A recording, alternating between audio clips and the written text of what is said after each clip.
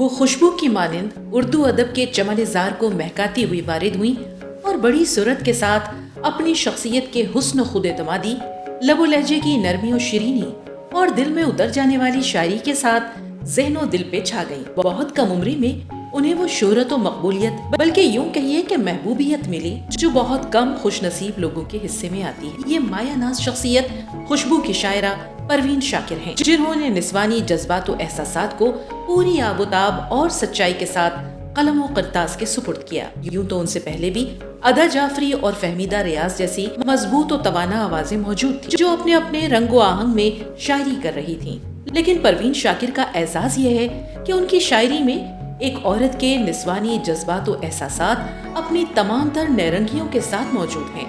रंग, खुशबू, हवा, बादल, बारिश की हंसी, फूलों की मुस्कुराहट, चिड़ियों के गीत और खुद उनकी अपनी सरगोशियां, जो कभी खुद कलामी है, कभी सिसकी, कभी कराह और कभी बेसदा चीख। अज़ल से औरत के हिस्से में दरबदरी रही है। दुख, सुख, खुशी, गम, जब्र इख्तियार पर उसका कुछ बस नहीं चलता। वो मर्द की इजाजत की पाबंद है और जिस कदर इजाजत उसे मिलती है, इसी लक्ष्मण रेखा के अंदर वो जीने और मरने की पाबंद है।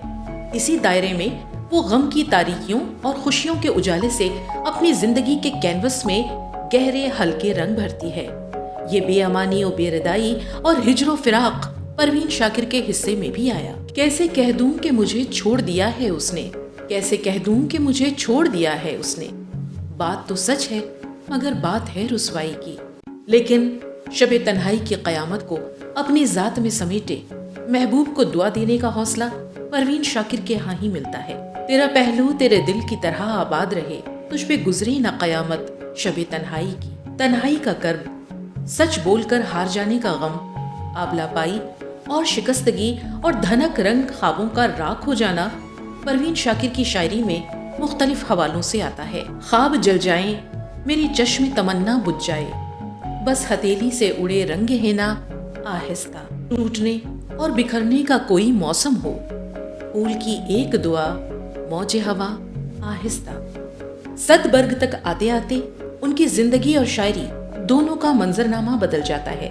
सदबर्ग के बाद खुद कलामी और इनकार में परवीन शाकिर का फन इर्तका के कुछ और मदारिज तय करता है। आशूबे आगही से बढ़कर अजाब कुछ और नहीं, और परवीन इस अजाब से गुजर चुकी थी, लेकिन चलने का हौसला न था और रुकना मुहाल था।